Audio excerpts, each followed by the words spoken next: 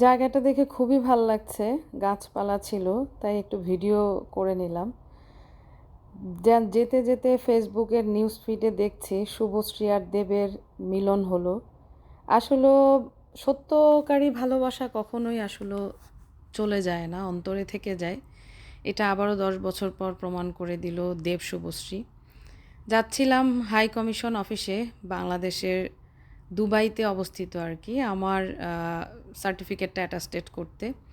তো যেতে যেতে ভিডিওগুলো একটু ক্যাপচার করলাম। নিউজ ফিডে দেখতেছি শুভশ্রী দেবের ভালোবাসার মানে পূর্ণতা যে পেল, দুজন দুজনকে না পেলেও হচ্ছে যে রেসপেক্ট সম্মান দুজন দুজনকে দিয়েছে, এটাই তো অনেক বড় জিনিস।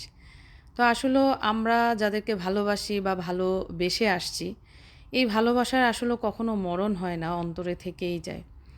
তো তাদের ছবি ভিডিওগুলো দেখে আমার খুব ভাল লাগলো। এরপর কাজকর্ম শেষ করে একটা বাঙালিয়ান রেস্টুরেন্টে গেলাম। আমাকে হায়দ্রাবাদ বিরিয়ানি দিল। বিরিয়ানিটা খেয়ে আমার একটুও ভালো লাগেনি। খুব বাজে ছিল আজকের এই খাবারটা আমার।